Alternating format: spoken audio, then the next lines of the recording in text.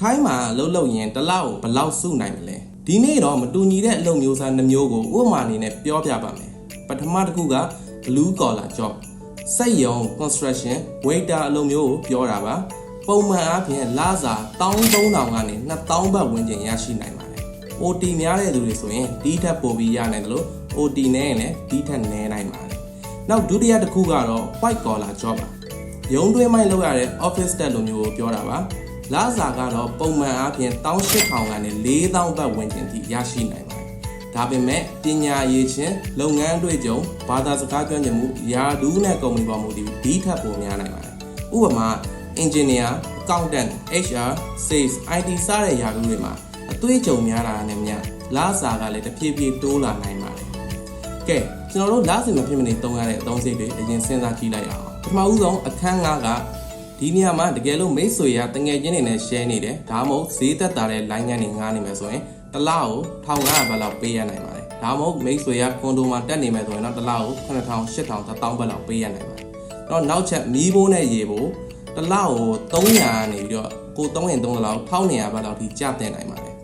ဖုန်းဘေး wifi ဒါကလည်းတစ်လကိုကျွန်တော်100နေ300ဘတ်လောက်ကျတင်နိုင်ပါတယ်နောက်တစ်ခုကျွန်တော်တို့သွားလာစေ transportation ကကျွန်တော်တို့သုံးပြတဲ့ပေါ်မူတည်ပါတယ်ကျွန်တော်တို့ဘတ်ကားစီးလို့ရှိရင်တစ်နေ့ကို20ဘတ်လောက်ကျတင်ပြီးတော့ကျွန်တော် taxi စီးမယ်ဆိုရင်တစ်နေ့ကို300ဘတ်လောက်ကျတင်ပါပါကျွန်တော်တို့စားတောက်စရိတ်ဒီနေရာမှာလည်းကျွန်တော်တို့ချက်စားတာနဲ့အပြင်မှာဝယ်စားတာပေါ်မူတည်ပြီးတော့100ဘတ်ကနေ200ဘတ်လောက်ထိကျတင်နိုင်ပါတယ်နောက်တစ်ခုကျွန်တော်တို့ကိုရေးခိုတာအသုံးစရိတ်တွေရှိမယ်တစ်နေ့ကိုကျွန်တော်20ဘတ်ကနေ100ဘတ်လောက်ကျွန်တော်တို့တွက်ထားဖို့လိုပါတယ်ဆိုတော့စက်ရုံအလုပ်သမားတစ်ယောက်ကိုဥပမာအနေနဲ့ကျွန်တော်တွက်ကြည့်လိုက်ကြအောင်ဒါကတော့အသုံးစရိတ်ကိုတေချာထိမ့်ပြီးစုဆောင်းတဲ့လူတစ်ယောက်လို့ယူဆပြီးကျွန်တော်တွက်ပြပါမယ်သူလစာ13,000ဘတ်ရတယ်ဆိုတော့အသုံးစရိတ်ကတော့အခန်းကသူချွေတာမယ်နော်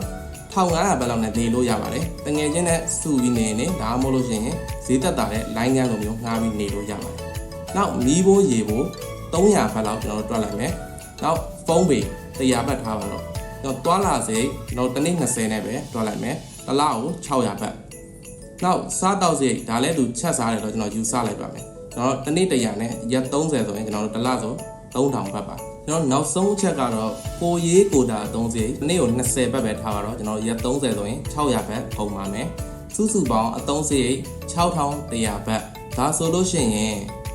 သူ့လစာ13000 6100နှုတ်လိုက်မယ်ဆိုရင်ကျွန်တော်တို့6900ဘတ်လောက်စုနိုင်ပါတယ်မြန်မာငွေနဲ့တွက်ကြည့်မယ်ဆိုရင်6သိန်းဝန်းကျင်လောက်ရပါမယ်ဒါပေမဲ့ဒီလိုစုနိုင်ဖို့ဆိုလို့ရှိရင်အခန်းမျှပြီးငှားတာဒါမှမဟုတ်လို့ရှိရင်အိမ်မှာချက်စားတာတွားလာစရိတ်နေတဲ့နေရာအလုံးနဲ့နီးတဲ့နေရာမှာနေတာဒါမျိုးအချိန်တွေရှိဖို့လိုပါတယ်တကယ်တမ်းလူအများစုကတော့ဒီထက်ပိုပြီးအသုံးစရိတ်ရှိတာကြောင့်စုနိုင်တဲ့ငွေကလည်းပိုပြီးတော့လည်းနည်းသွားနိုင်ပါတယ် office staff တွေကတော့လစာများတဲ့အတွက်ငွေစုဖို့အခွင့်အရေးလည်းပိုများပါတယ်ဥပမာတစ်လကို2000ခွဲဘတ်လောက်ရပြီးတော့ total အသုံးစရိတ်ကိုတစ်လကို1000ဘတ်ဝန်းကျင်လောက်ထိန်းထားနိုင်လို့ရှိရင်1000ခွဲဘတ်လောက်အသက်တင်စုနိုင်ပါတယ်မြန်မာငွေနဲ့ဆိုရင်တစ်လကို30လောက်ရပါတယ်ဒါပေမဲ့ကားတွေစိုက်ကယ်တွေအရေးကြနဲ့ဝယ်တာမျိုးရှိရင်ဒါမှမဟုတ်လို့ရှိရင်မိသားစုကိုငွေပို့တာအပြင်မှာစားတာတောက်တာများတာစားတဲ့အကြောင်းရင်းတွေကြောင့်စုနိုင်တဲ့ငွေကလျော့သွားနိုင်ပါတယ်ဒါကြောင့်တစ်လဘယ်လောက်ရလဲဆိုတာထက်ငွေကိုဘယ်လိုစီမံသုံးစွဲလဲဆိုတာပိုအရေးကြီးပါတယ်ဒီဗီဒီယိုမှာကျွန်တော်ပြောသွားတဲ့ကိန်းဂဏန်းတွေကဥပမာအရသာတွက်ချက်ပြထားတာဖြစ်ပါတယ်လူတိုင်းရဲ့အလုပ်ချိန်တွေအလုပ်မျိုးစား overtime နေထိုင်တဲ့ဒေသနဲ့ကုမ္ပဏီပေါ်မူတည်ပြီးတော့ခွာခြားမှုတွေရှိနိုင်ပါတယ်တကယ်လို့မိတ်ဆွေကထိုင်းမှာအလုပ်လုပ်နေရဆိုရင်တစ်လကိုဘယ်လောက်စုနိုင်လဲ comment မှာမျှဝေပေးခဲ့ပါဦး